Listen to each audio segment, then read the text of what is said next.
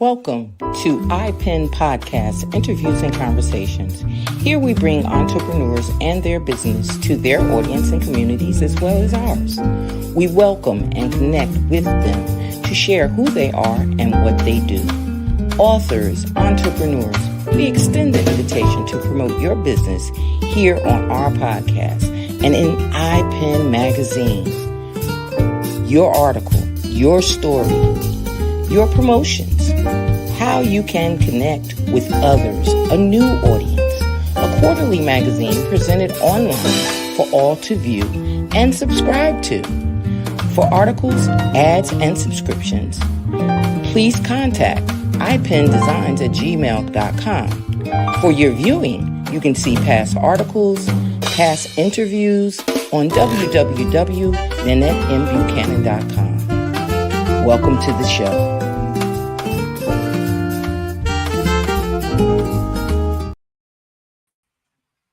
Good evening, good evening, good evening. I'm Nanette Buchanan, and this is iPen Podcast, Interviews and Conversations, and we're almost winding down to the end of the year. So we've got some of the best coming in at the end, and what that means is we had to bring back a guest because she was one of the guests that would have went about 2 hours, maybe 2.5 hours. Maybe we would have went to the next day, and then we just decided, why not just bring her back and make sure that we give her all of the accolades that she deserves. So tonight is a special night because we're also going to do some poetry.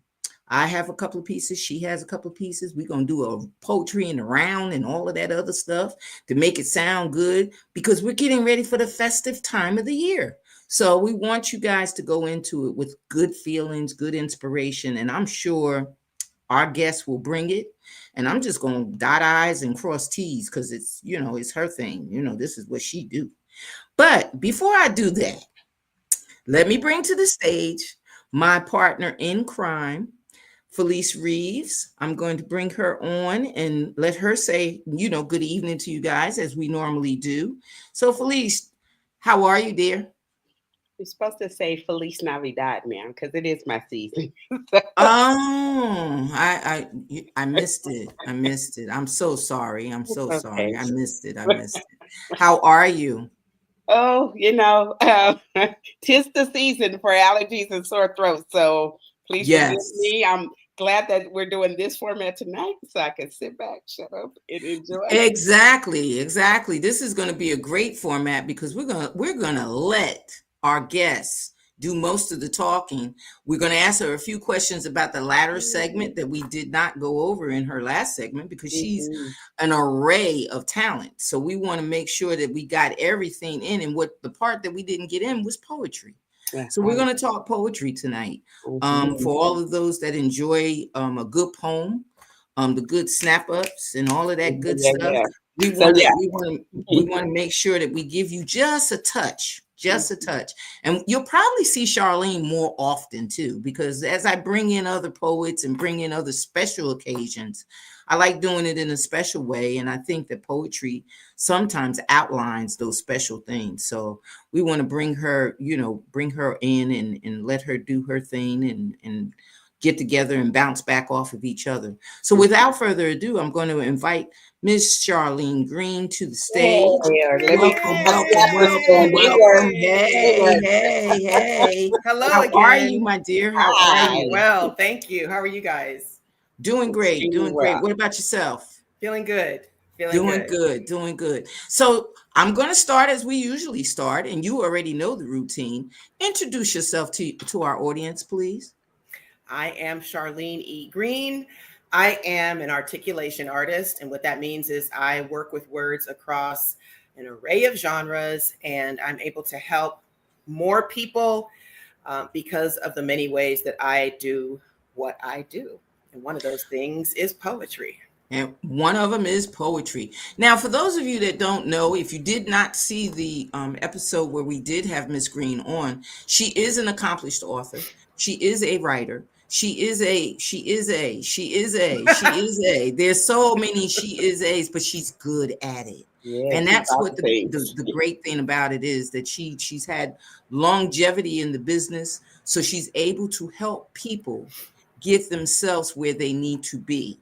One of the things that she said when she was here the last time was that she was doing a workshop for, for people that wanted to learn the craft, to learn what they had to do. So not that we're not going to talk about some of those things, but I want you, if you want the full interview, it is on YouTube.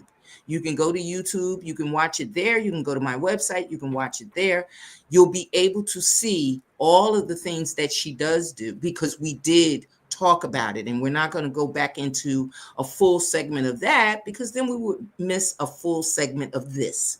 So we want to make sure that we get the acknowledgement, because she does deserve all the accolades, the accolades. So we want to make sure that she does. Now, just tell us shortly, what is an accomplished wordsmith? Well, for me, it is, I have 10 books. 2 of them were published mainstream, so with one of the mainstream publishers. 2 of the novels. I am an editor, so I do, in the publishing process, I do all of the phases of editing. Mm-hmm. I also, obviously, I'm an author. I am a writing and publishing coach. I'm also a professional speaker, so I do motivational speaking. I do poetry. So I write the poems, and then I also perform them. I do so many things within the literary realm. I do resume writing. I'm also a creative consultant. So I help people flesh out not just the words, but also like ideas regarding whatever their creative project is. So there's just a lot that I do. I'm also a life coach. So I'm a certified life coach. And that is something that I put together based on my 3 self-help books. So I turned 3 of my books into a business. So that is a snippet of what, for me, it means to be an accomplished wordsmith. And now let me just ask you this. People will say, when you got too many spoons in the pot and you got too much going on and you got a mixed plate and things don't really jive and everything else, I noticed that a lot of us that are in the business, we go the right route and get the stone wall, or we go the right route and don't have any more finances to cover that route, or we go the right route and find out that some of the things we can knock off and do ourselves. What led you to be able to be multifaceted? What led you to say, hey, I want to take on as much of this as I can, create my own business? We all understand that. But the internal, I'm not talking about the external. I'm talking about the internal feeling of, I really want to do all of this. I don't think, no, let me start that again. I'm positive I did not start out thinking that I was going to be doing all these things. That was not the intention. Originally, when I moved here from Oakland in 2003, I had 2 goals. One was to make a movie, because I had written a movie script in 99. And I mentioned that in the first interview. It was called Love's Train. And I wrote a short story in junior college, and I turned that into the movie script. That is what led me to want to move to LA. The novel, my first novel, One Man's Treasure, I started working on in 2001. And then when I got here in 2003, it wasn't finished. It was half in my head and half written, and it was all over the place. So I didn't finish the novel until 2003, after months after I moved here. So at the time, that's all I had on my mind. I wasn't even thinking about poetry, because I literally forgot that I had written some poetry as a teenager.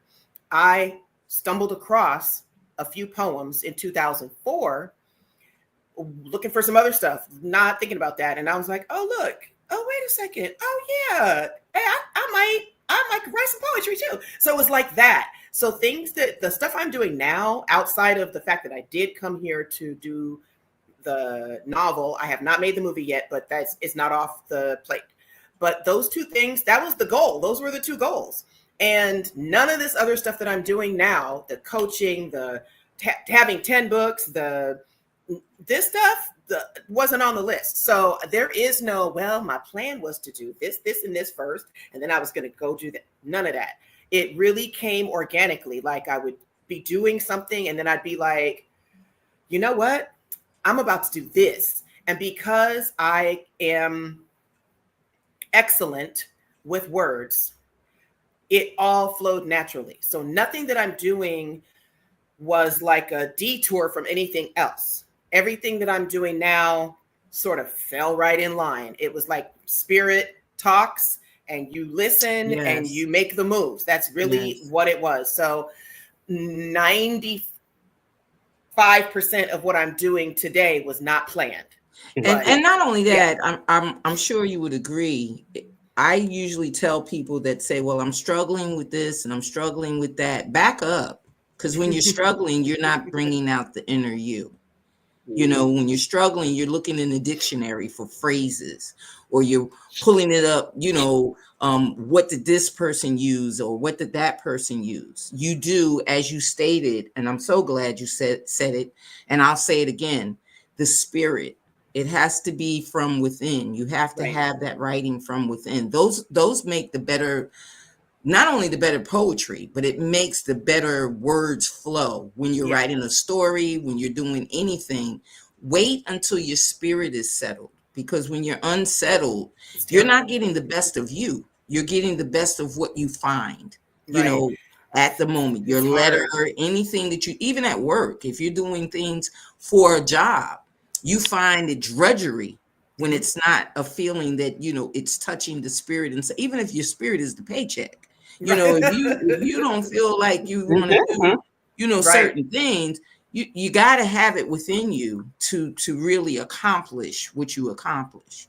So again, I want to applaud you because of the simple fact that so many of us stop at one angle and don't even look into, you know, what the spirit is giving us. And a lot of times that's a no-no. That's a no. But you also have to be willing to listen to your spirit, because it's always taught. That's part of what I teach in my life coaching, is that your spirit is called honor the spirit for a reason, because your spirit is always on and is always talking to you. But are you listening? And then if you hear it, are you moving on that?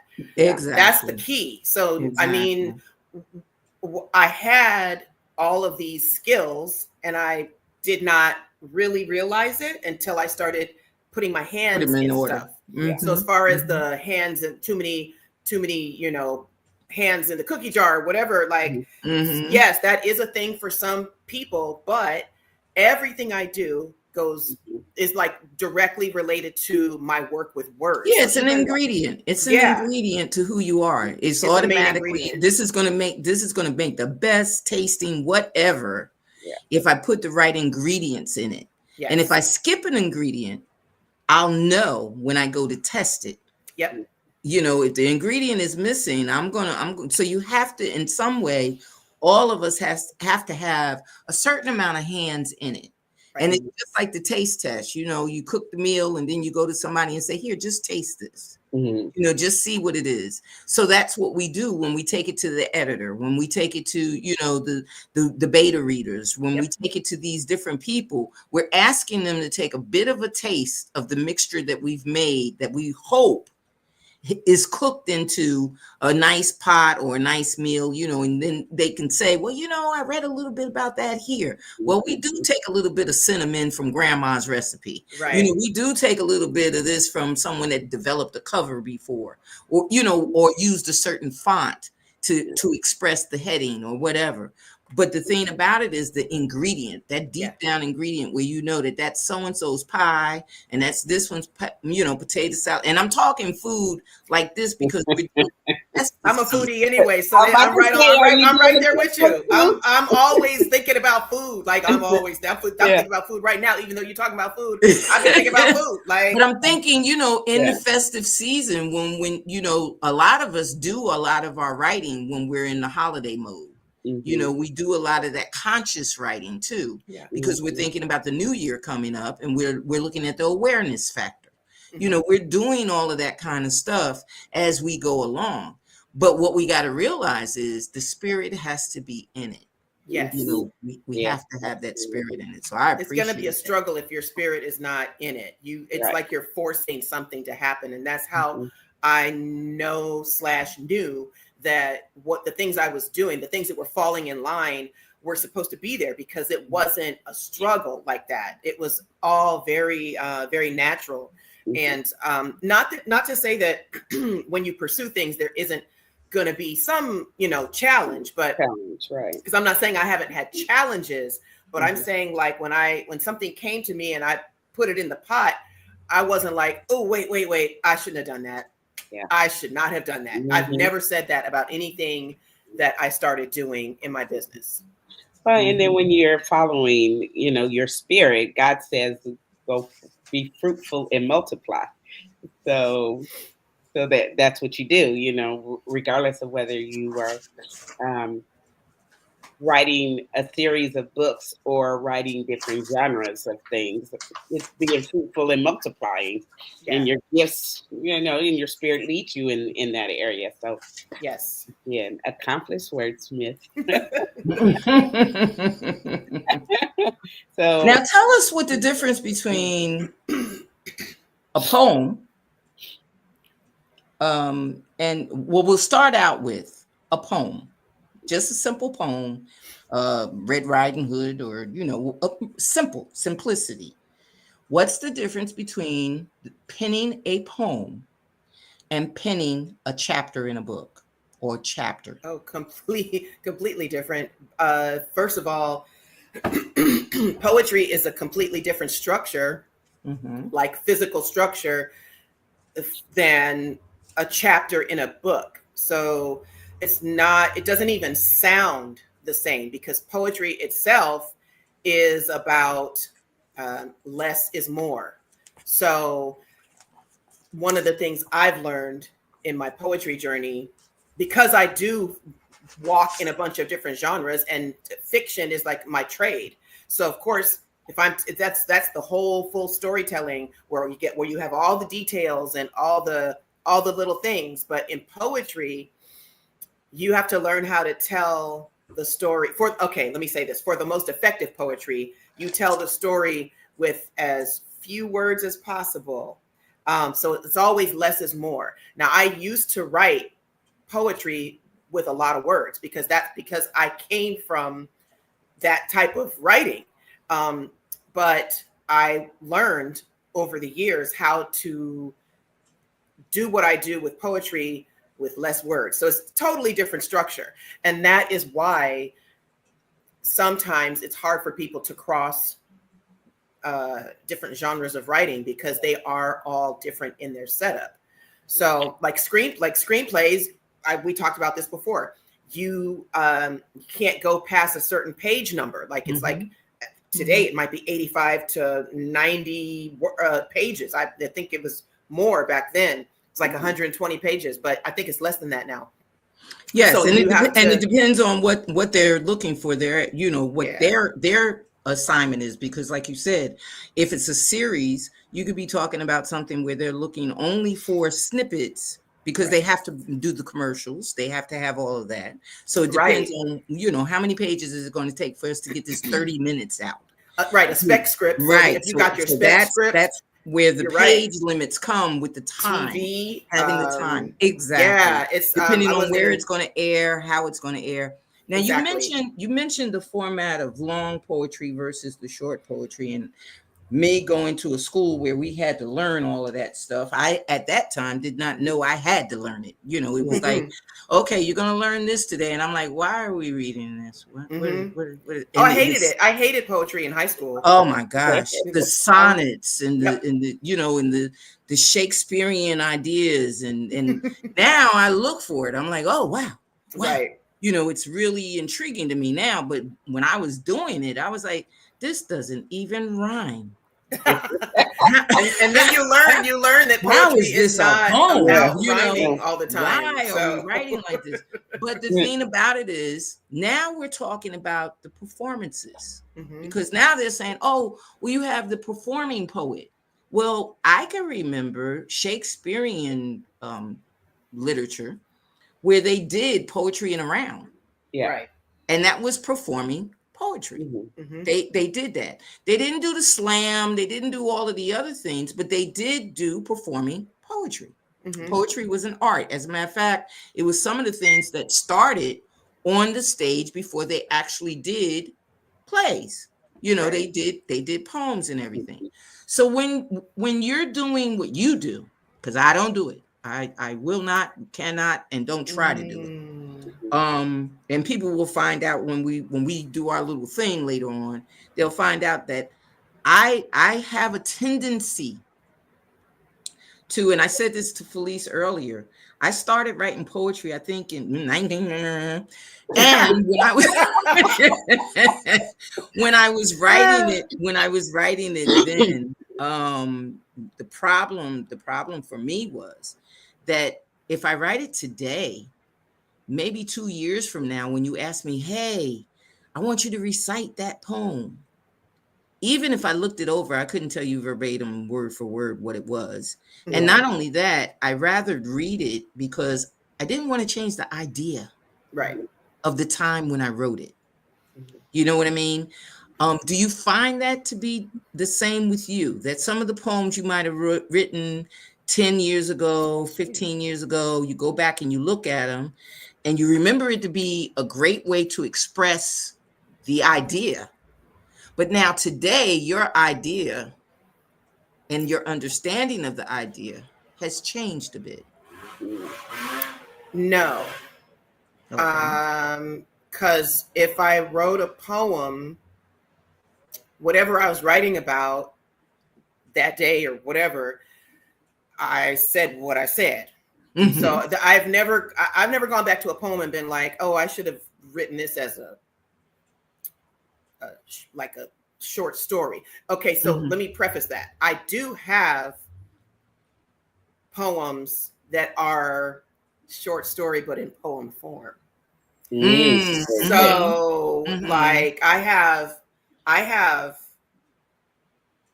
a poem called Yard Work, which is on my CD, She Is Poetry, and it's 7 minutes, but it is a full story, but it's in poem form. So it could be a story like a regular story, a prose story, but it's set up like a poem. It's a poem. So it's not the same thing. So if I were to transfer it, if I were to make it into a prose, I would have to rewrite it because it is not a prose. Formatted the same way. Exactly. Right. It's not a prose story. It's a short story in a poem, though. And so I have several of those. And that is another art form. That's another way and of see, writing that's what I'm saying. When we first were learning it, all of our methods of doing it the way that we do it now were not standard methods. Right. You either wrote a sonnet, you wrote a sing-song rhyme, I call it that. You write maybe what is it, two phrases, then you have to change it, your rhythm has to change, you have your diametrics, you have everything that you have to do with it had to be formatted in the way that they wanted it formatted. Where it seems now with, and for the audience that, you know, is not conscious of it, most of our lyrics in song come from poetry. And they're just added to the music. It doesn't go the opposite way. It usually goes from the poem to the song because the lyrics are the poem. So the thing is, nowadays you have the rap and you have the slams and you have the performing artists and you have the this and you have the that. And it's so many different things and so many different ways you can write it. Is there really a rule? Well, because if you're not doing like a haiku, which is, 3 lines, the 5-7-5 format, which is 5 syllables in the first line, 7 in the middle, and 5 at the bottom. That's the standard haiku, but there are other types of haiku. So if you're not doing a haiku or a sonnet or something specific, like a specific type of poem, then you have free verse, which is where you have all the literally freedom to do what you want to do. However, even in free verse, it's still a poem. So it's still, it's ideal if you're going to really call something a poem and you're doing free verse, it still needs to have the components of a poem. So that means it's got to have, for it to feel like a poem, it's got to have the metaphors and the similes and the, there's a language to poetry that you kind of have to learn if you're going to call a thing a poem. So there are people who they say like, oh, I wrote this poem, and then they read it and it's really more like prose, more like a story from a book. And it's difficult for them to understand why it's not a poem. Right. Why it's not a poem. Exactly. And I think that people sometimes get their feelings hurt because they really think they wrote a poem when really it may be a hybrid. They may be half poeming and then half prosing, or it may be all prose and they really think they wrote a poem because they don't understand that a poem is its own thing. Right. So, and then of course you have the ones that all automatically assume that if it doesn't rhyme, right. If it doesn't, it's got to rhyme every other line. Every other line has to be a rhyme, or every other phrase has to be, something that entwines with the first phrase, because I'm on the third phrase, and I got to have that third phrase rhyme with the first phrase, and the second rhyme with the fourth phrase. They try to set it up structurally, but the thing about it is this really what poetry is? And then, of course, they just tagged it with freestyle. Right. So the rhyming, I have rhyming poems, and but then I don't have rhyming poems. So it's like there is, that's what is so great about poetry, but also sometimes complicated because there are so many ways to write a poem, and in order to call it a poem, whichever type of poem you're writing, it has to be done a certain type of way. So a sonnet has certain little rules and rhythms, and a haiku has its thing. And free verse, even though it's free verse, meaning you can structure it, you can say what you want. If you're going to call it a poem, when you read that mug, it needs to sound like a poem. And that has certain elements. And if their elements are not there, then people who understand what poetry is are going to be like, that was cool. That is more prose than poem, and we thank you for your contribution, and we like what you said, but it's not quite a poem. That's so right. it's difficult sometimes. So then help me for the novice person. And my thought of a poem is, yes, something has to rhyme, but we know. So is a poem more an expression of thought, or is it a short form of storytelling? And then I have a second question after that. It's both. Because poetry is storytelling. Is the way you're telling the story, though. So, like I said about yard work, I'm telling it this way in the poem. Yeah. But if I were to rewrite, if I were to put it in a book, turn it into a book thing, I would have to rewrite the entire piece to format it and structure it in prose fully, because so it's feeling, it's thought, it's everything. It's still storytelling. Even the haiku is storytelling. It's just got to be very precise. And so a lot of people, they write haiku and it's not 575. And so that's not an actual haiku. If it's, you know what I'm saying? But it just the lines can get crossed because people start going, well, it's my kind of haiku. I'm like, okay, cool. But like, just so you know, typically a haiku is 5, 7, 5. And if you have 6, 8, 4, that's not a haiku. Maybe it's your kind of haiku and you can call it what you want. But if you were to enter a contest, right, and they ask for a haiku and you turn in 8, 6, 3, that is, you're not gonna go nowhere with that. It just got so. All right, so the big thing now is the spoken word. So how does that, I mean, is that just another name for poetry, or is it, and it has its own set of rules versus the performing poetry, or so we call ourselves poets because we are overall poets. Some people only write the poems, though. So you're still a poet if you only write the poems. Yeah. If you perform the poems, you're still a poet. But typically it's like spoken word artist. But I, as you have on the screen there, I prefer to just say I'm a performance poet because people sometimes don't know what spoken word artist means. Okay. So if I say I'm a performance poet, then they go, oh, okay. Clearly that's like it's self-explanatory. And then I could still explain what that means a little further, but the wording is a little bit more clear if I say I'm a performance poet. Now, if you ask me what kind of poetry I do, I am an empowerment poet because the type of poems I do are meant for that. They're meant to empower you. They're meant to inspire your inner work. They're meant to inspire you to think and change and grow and accomplish goals and all kinds of things. So some people are political poets. So they generally write about politics. Some people are love poets. Their thing is they write about matters of the heart and that's their focus. Some people,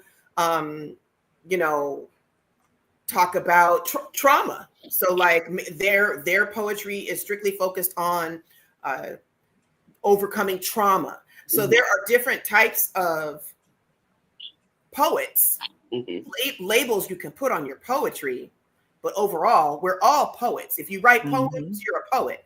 Now, what you do with them is another thing. If you perform them, you're still a poet. You just might have to clarify that you do both. I write the poems and then I perform them.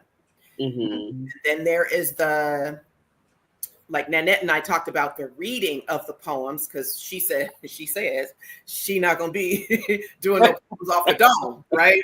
And so there's that. There are people who write the poems and then they still perform them, but they read them from their book or from the paper. And then, as Nanette and I talked about previously, you can perform while you're reading. That's an art as well, because I'm telling you now, you can read a poem and that it don't sound like nothing because you did not give it anything. You did not put anything into it. You can just be reading the words on the paper and it will not move a single soul. And the thing about it is all poets look for some type of response. Right. Now, one thing that I haven't done any, I think I did one or two here in North Carolina, but in Jersey, I used to do it every now and then. They would have a poetry night.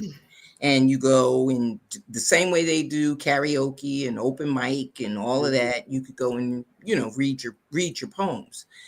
Do you find, and this is because they do not tell you what poems you have to read. That's your choice. They do not tell you it has to fit into a certain topic.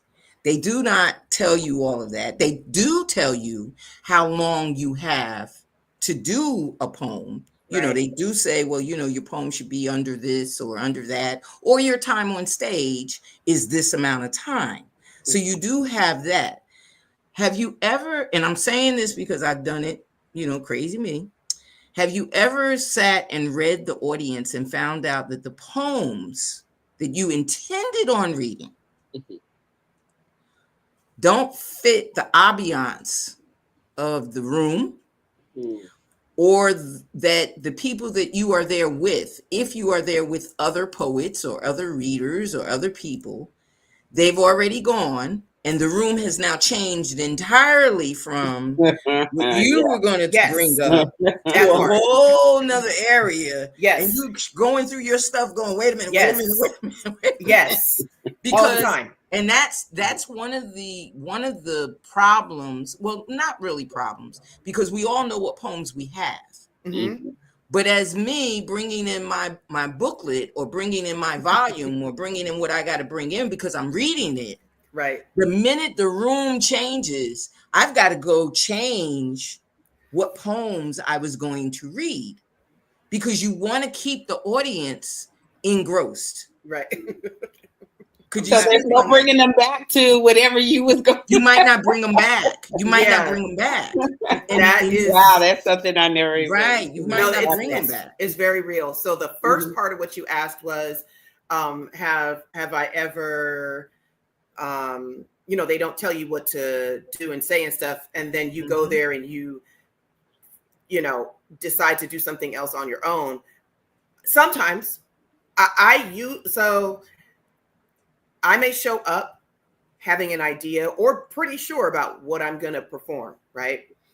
Okay, well, let me back up. If I'm doing a show where I have 20 minutes,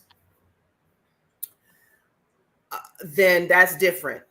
I am showing up with the poems I'm going to do. Right. Because it's my feature. It's your show. That's right. That's right. So nobody is going before me in a feature, right? There may be let's just say I'm at an event and there is like an open mic segment, and then the feature is me. Sure, some people are going to get up there and do their thing, but I'm not worried about that. No, if I show up to my show with my list, sometimes I might add something or take something out based on like how much time I have. But I don't generally change my set once I've shown up to do what I've come to do, because that means I've rehearsed. Right. And that means a whole thing has happened for me to show up with the things I'm going to do. So I'm not saying I've never made a little switcheroo here and there, but it's not that often. So that's different. But if it's like an open mic, that's when it usually happens, because a whole bunch of people are doing things. And then I show up thinking, okay, I'm going to do these 2 poems. And then after 30 people, not 30 people, but after a bunch of people have done a thing, and now the room is on a whole other vibe. Right. Then I'm like, yeah, you know what? Actually, I'm not going to do. I'm not going to do this poem. Exactly. So that happens all the time.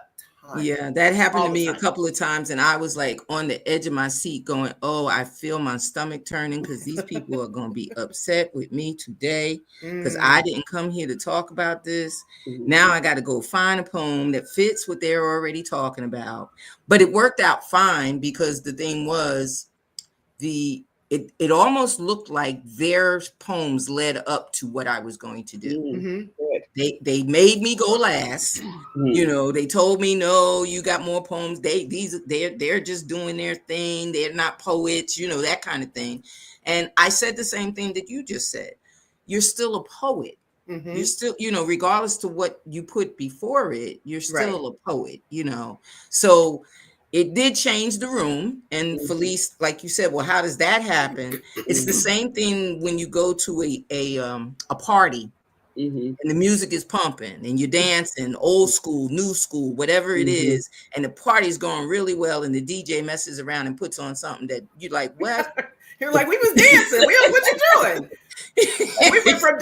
we went from doing the WAP. Right. Now you want us to slow dance. Like, no, you gotta work your way to slow dance. Like, what are you doing? So it's the same type of concept that the DJ has now changed the whole room. And when he gets ready to go back into the set of the music, everybody's looking at him like, you could have kept playing that when, before you put that on, and that's the best way to explain it, that's how the room actually changes. People are still there to enjoy it, but they're looking at you cross-eyed, why would you say that? Why would she talk about this now? So you kind of want to change things. And you don't have to, so let me say this, you don't have to do any of that. Like, you can still do what you came to do. You are taking a small chance that the crowd is going to be like, oh, and because you never know. If it's a spiritual thing. Because I've also shown up to do these 2 poems, and then the room does a thing, and then I'm like, dang, oh man, I should do, and then I'd be like, no, stay where you are. Stay with what you are. So there's that, because you never know who in the room is going to be like, man, I really needed to hear that. And so I've had those moments where I did not change what I was going to do. And then somebody says, thank you for that. And I'm like, glad I listened to my spirit. So it's just really, you really got to listen to your internal voice and not be too concerned about what's going to happen. Or what someone's going to say. Right. As long as you deliver the product well, then delivering the product, when can we hear some? Well, that was my next. I guess we're about to do it now. that was my next. I wanted to say this at the end, and it is a piece that I wrote, but it's a piece that I think would open us up to you doing yours and bouncing back and forth with me flipping the pages. But I have my books over here too. But I got my fingers ready. So that's you got your fingers ready. Okay, so I wanted to read this piece because I think that it's an opener for one of my books, and it kind of sets the tone. Poetry is caressed and then born. It is the universal and biblical chord to our innermost thoughts.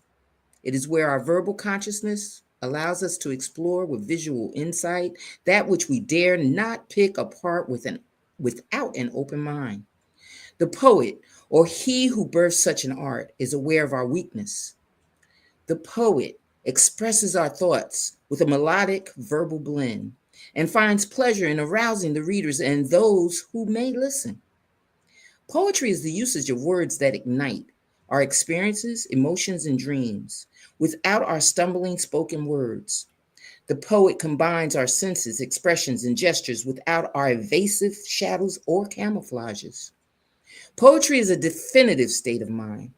With closed eye, an audience becomes enwrapped with the life of otherwise ordinary words. But the poet's designer's touch has converted such words. This rare talent, much like the musician with his music or the artist with his paint, has transformed. Express beauty by the poet's pen. Poetry is an art. We're snapping. So I usually open with something like that to let everybody know that you gotta take it in from all different levels. Yes. It's a piece of art. So, my dear. So based on that, I see this is one of the moments where I'm like, oh, you know what? Let me do this. Only because since you're talking specifically about poetry, so this poem, let me get it so I can just show the book. So the book is Vicariously Speaking. Whoops, there we go. And the poem is called Vicariously Speaking. It's the first poem in this book. And okay, here we go. I am that voice, your voice, that you never use because you're too afraid, because you don't know how, didn't know you could, aren't even sure you should. So you keep it all bottled in, sentiments sealed tighter than a mason jar, dying to be popped so you can release your inside sacred contents. But you don't possess the necessary savvy to embark on that task. A wordsmith, you're not. So I, your honorable rep, graciously step in and handle it for you. I pop your seal, relieve your psychological pressure, allow you to be heard through words you only dream of being capable of conjuring up to express how you truly feel. Take you through the complete emotional gamut. Yes, I tell your darkest secrets, divulge all your personal business. Speak candidly about you, your joys and pain, make you laugh, take you down memory lane, back to the good old days. Remind you of a time when life was sweet. Then, without missing a beat, I flip the script right before your bedazzled eyes and go into full disclosure about your discontented mental state. Unapologetically dredge up all the contents in your guarded Pandora's box. Let loose the heap of clandestine tales you swore on stacks of Bibles to throngs of trusting souls you'd keep tucked neatly away from the masses forever. I boldly inhabit your fettered tongue, and without the slightest inhibition, speak your unaltered truth in ways that sometimes make you squirm, make you sweat, make you cry. Yes, I take it there, dishing info on you that you don't always want me to, because it reminds you of that boarded up room in your weighted conscience that you keep purposely walking past, that you need to clean out. I tell it all, because I have no shame in my lyrical game, but you do, which is why you rely on me, hide behind me, use me to confront others in ways you know you never will. I'm your audacious partner in crime, always down to do your dirty work. The colossal set of balls you long to one day own, and that you pay me to borrow, if you could. I'm at your service 24 hours a day. Whatever you need me to say, I will find a way, because I'm versatile, shrewd. My inflections are infinite, incomparable, and basically, I'm just that damn good. Allow me to formally introduce myself. My name is Poetry. Yes, yes. Like yes, that, baby. Yes. like Yeah, that. I have a question. Yes. So, how many poems do you have, and how many do you like off the top of your head just recite? Because that is amazing. How many do I have? I Oh don't know how many poems I have, but I can probably do about 75 off the top of my head. Yeah, because I have 4 books. I have 4 poetry books, but not every poem is a performance poem. So, you know, some of them are just for the book. But if I'm, so probably about 70 or 75, give or take. And do you still write poems and forget you've written that thing? You know, most, like you said, from your childhood, you wrote those poems and then stumbled upon them. No, you know what? All the poems that I've written, I know what they are now. Like, so there isn't anything that I'm going to look back and be like, oh, I totally forgot about this poem. It may be something I haven't looked at in a long time. So I'll have a moment where I'm like, ooh, you know, oh, got to pull that out. But like, I'm pretty tapped into everything that I have, even the stuff that hasn't made it into a book, because I've got poems that are not in books yet because they're just not where they need to be content wise. Awesome. Yeah. All right. What's next? Okay. Nanette? Yes. It's on you. Hey, you, the one flying on his own cloud, look down and take notice to those who wish to fly. You, who walks with his head held high, look down and take notice to those who are ashamed to rise their heads. Brother, you have a Harvard education, your white intellect, look down on those who dropped out. Black man, you have been elected to represent our people. Instead, you betray us. Why? Hey, you, the ones who wish to fly, look upward, find yourself a goal, and fly along beside me. You who are ashamed to raise your head, you should hold your head high and see what the world holds for you. Brother, intellect you are born with, education develops it. Black man, all of our people should be representatives. You betray yourself. Ooh, ouch and oochie, ouchie. But here. Dang. But ouch, I don't know what else. That from the background, you know, and most people do know that my background is based on youth. And a lot of times they feel a certain way about how people look at them. And they always would come and say, why do they always look down at me?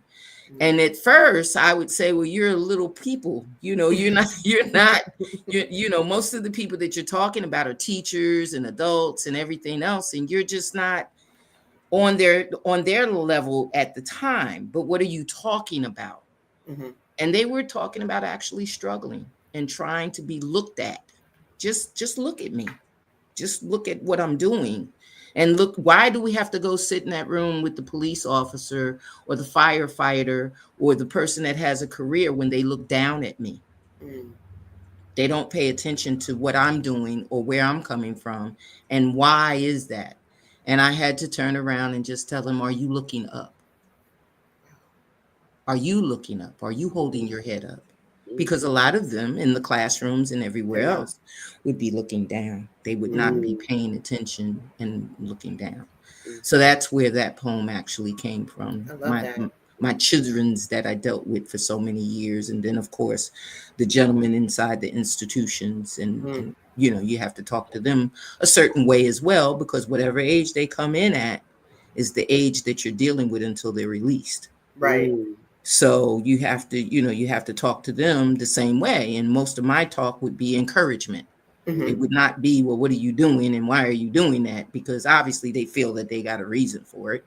So I don't want to even discuss the reason. Let's talk about what you should be doing and how you should be moving. So that was one of those to look up. Look up. That that reminds me of, so kind of like what you did was giving them a truth that they weren't expecting.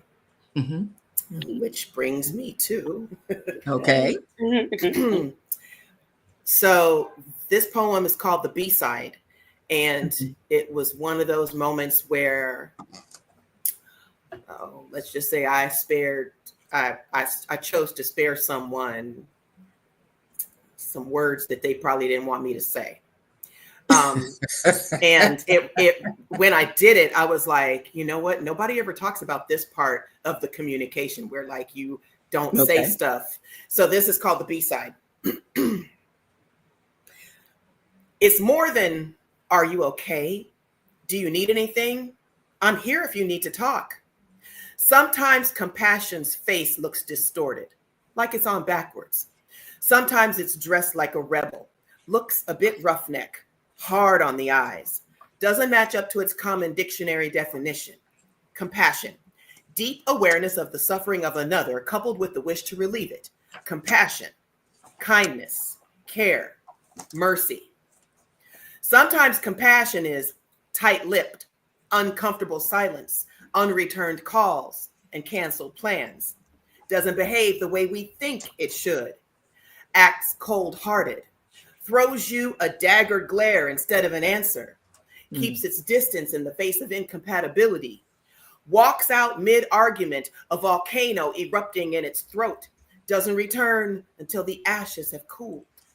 And you call it selfish. Say it was rude not to stay and listen, unaware of the mercy your ears were delivered, the care with which your feelings were handled, the suffering you were spared. It was in your corner, working on your behalf.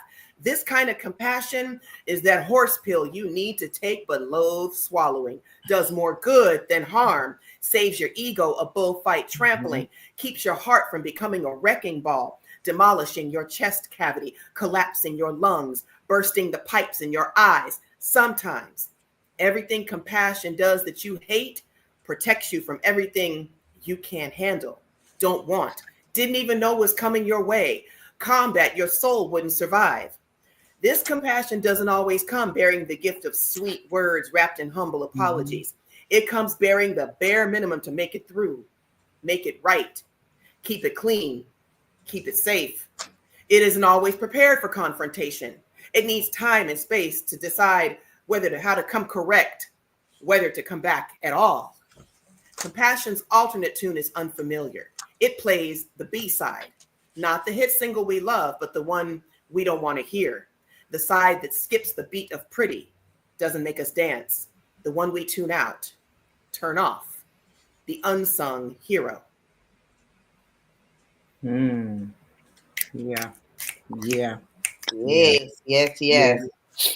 And do you find sometimes in delivering your words, especially something like that the person has to think about it 2 or 3 times before they can even respond?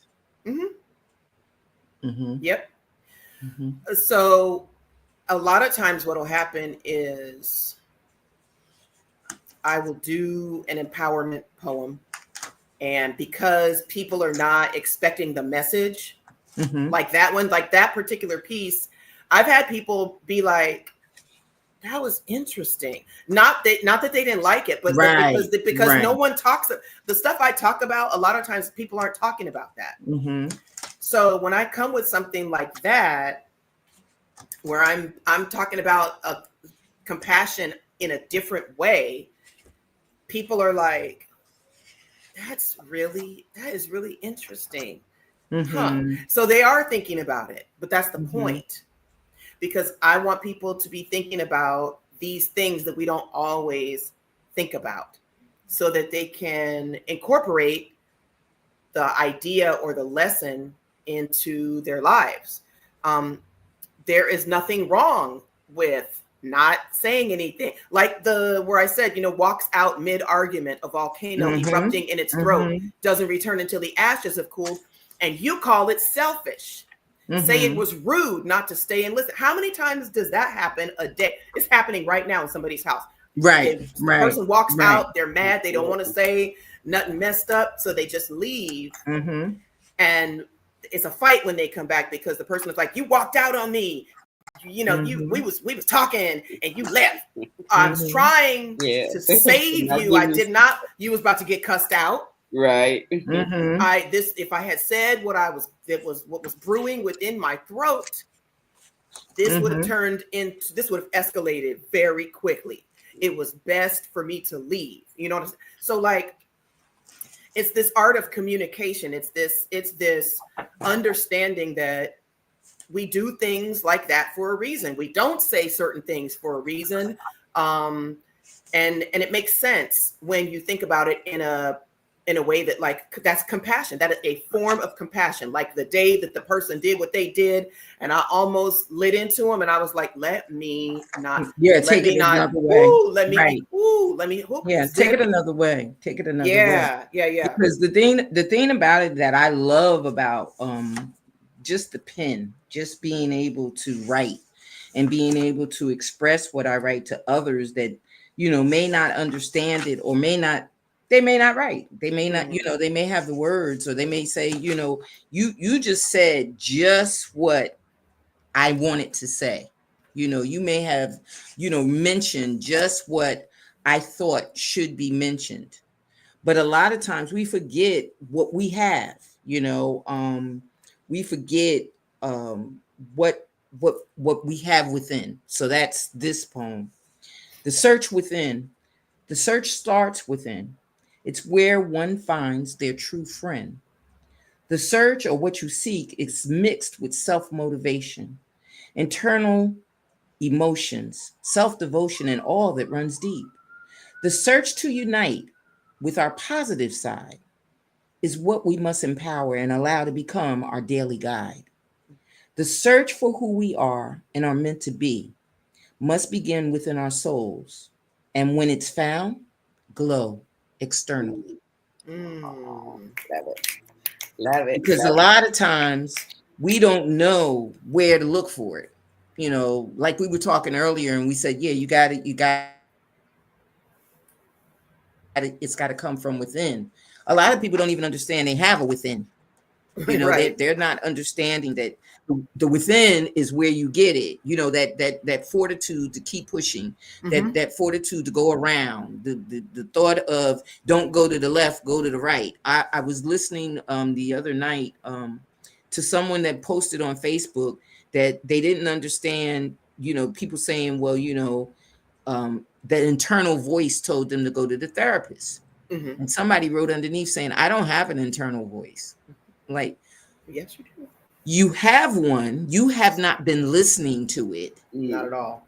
But when you go to the door and the door is closed, you have an internal voice that says, turn the knob. Right. We can just take it to the simplistic stuff. We all have the internal voice. We just have to learn how to tune in. Right. And listen to it, be it through meditation, be it through yoga, be it through prayer, be it through just open consciousness. Just know that you have a voice that tells you yay or nay, and tune into it. Yeah. And a lot of times we don't. So one last poem from you, ma'am. Tell us one last thing you'd like us to know in the form of poetry. Dang. And this is also hard because you asked me how many poems do I have in my head. Yeah. And so it's like trying to shuffle through all the options is difficult when you're like, one more poem. Well, which one? So I'm gonna do this one. It's new. It's like a couple of months old. And yeah, it's pretty self-explanatory, but it's I think it's necessary. This is called One Thing's for Certain. Now, I said it's newish, so I do know it. We're gonna see what happens. I love it. I haven't been performing it. Know, right? Yeah, I don't know. No, we'll see. We won't know if it's wrong. This is One Thing's for Certain. You will cry, and when tears fall, do not interrupt. Let them clean house, sloughing mire from your spirit. Let them tell your stories in whatever tone they want, for however long. Speak without censor. Be rude and unruly. Act out monologues you've been rehearsing in your mind for years. Quote you in liquefied code in ways your mouth can't find words for. Whether the time of day is convenient or the space you're in feels safe enough to be vulnerable, you will cry. Not of your own volition, but because tears can only take so much neglect, will only wait so long for you to acknowledge them. Give them license to be misfits. Let them tantrum splatter stigma, secrets, and woe all up and through grocery stores, knocking down bottles and jars, puncturing packages, clean up on every aisle, barrel through restaurants, smashing plates, flipping tables. Be runaway slaves at the gym, stealthily escaping amid tears streaming from your brow. Be handy assistants at the post office, sealing envelopes with the slick of your sorrow. Let them be chaos in these streets, explode like firecrackers across concrete, scream obscenities, rage against inner war you, horrify onlookers as they bungee jump from your cheeks, land with fury like Godzilla's stomp, causing public uproar. Same intensity as the one inside them, battering their chakras. Do not shame yourself, hide your facial wreckage, or let people exasperated with their emotional barrenness convince you that your tears are ghastly, unnecessary. Let them witness the storm fleeing your body, purifying your soul. Let them marvel, take notes, learn how to navigate tempestuous, salty rivers. Teach them how to sail through crisis. Remind them that crying is the natural order of things because all human life begins with tears at birth. It is not a punk move. It's checkmate. Show them they can cry, should cry. Now, lock eyes with them. Hold strong. Don't blink. Let tears flood your rims. Feel them quake pre-descent. Deep breath in through nose. Let the muscles in that lump in your throat relax. Delicate exhale through lips. Nod gently at your student as if to say, it's time.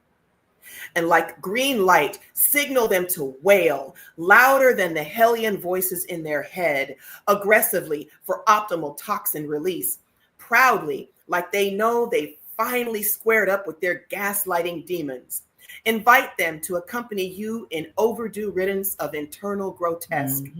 Tell them to tell a friend to join the movement. Each one teach one, because cry is first responder, urgent care, purge, self-preservation, gift, motivation, fresh start. It is revolution, evolution, punctuation. You will, prepared or not, lose control and cry for love, apology, grief, lack of justice, relief for the life you want, the one you had, for delayed prayers, wisdom and answers, to excavate hate, accept whys, say goodbye, to reclaim peace. Yes. Yes, Yes. we needed that one. Yes, yes, yes. Yes. So, Yes. yes. I'm going to close with this one because I think Yes. that you and I are on the same plane. Felice is on this plane, and a lot of us now today are on this plane. That we've arrived to a certain level of expectation within ourselves, but we don't often care if someone else is saying, well, why? So the name of this is No Need to Apologize. My motives through my writings give an image with no explanation, causing you to question my travels through life, my background, learning, experiences, and occupation. You felt I climbed the rope of success, using the platform of the unfortunate's chess. Mm. The choices I made in life paved my way. I learned to work hard, give back, and understand the games society plays. You questioned my education, why the prep school, college, and training after that. You had concerns about the occupation I chose. Though you hear me speak, you felt betrayed. You said I was the white man's food, his tool. Didn't I see the facts? Mm. I didn't understand, and after sitting and thinking it through, I have a clear understanding, and there's no need for an apology, for I do what I do. I choose to be functional in this dysfunctional world. I choose to touch the minds and souls of others, especially young boys and girls. I write and speak the words that stimulate minds. I choose to work within the system.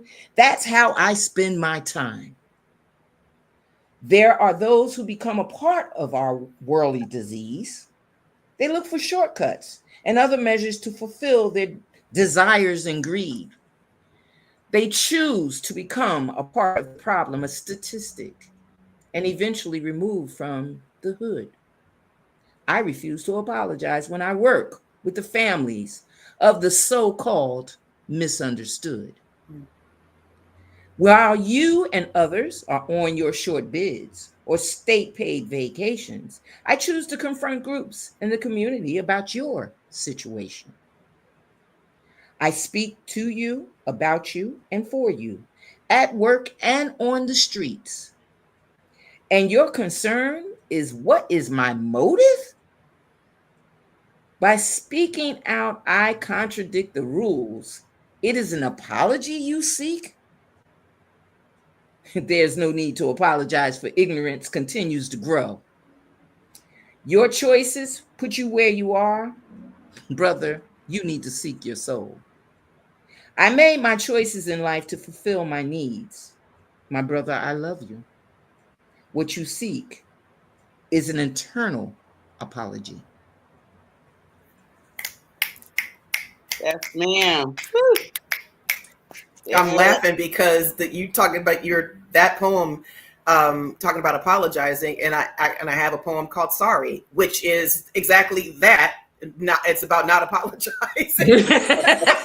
Sorry, not sorry. Yeah. So Well, I'm going to close out this evening with yes. thanking you once again for such a beautiful, beautiful night. I hope I added to your expertise.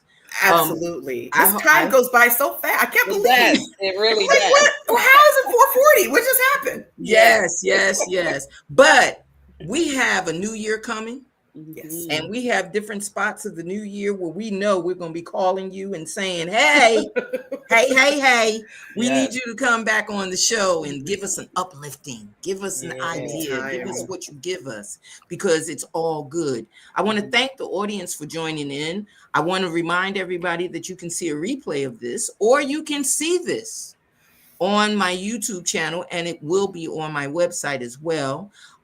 We want to let you know that if you do want to get in touch with Charlene Green, this is her email. You can get in touch with her, ask questions, even find out what you need to do to get your words out there, either in novels, either in script, either in poetry.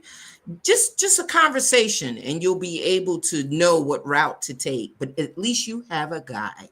And that's what we do at Interviews and Conversations. We try to give you a guide in the positive way. We want everybody to enjoy what they do and enjoy sharing it with others. So with that being said, last words, Miss Green, do you have anything for our audience?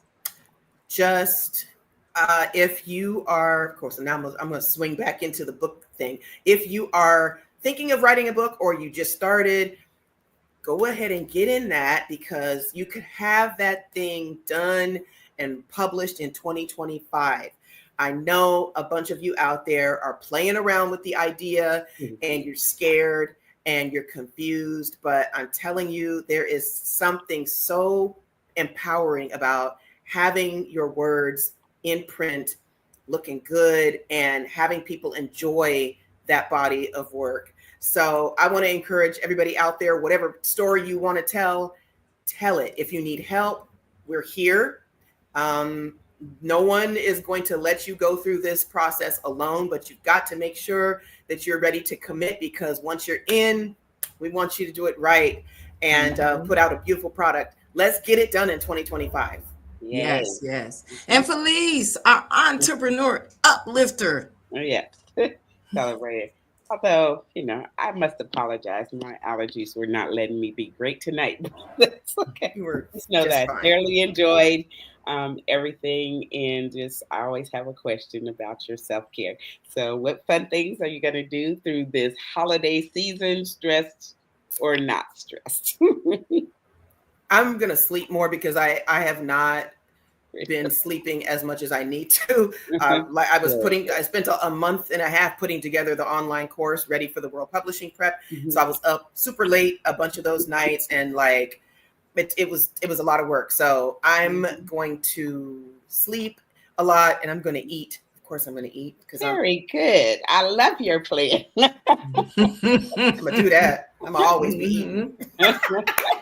Yes, just a reminder for everyone, our last show will be on the 16th.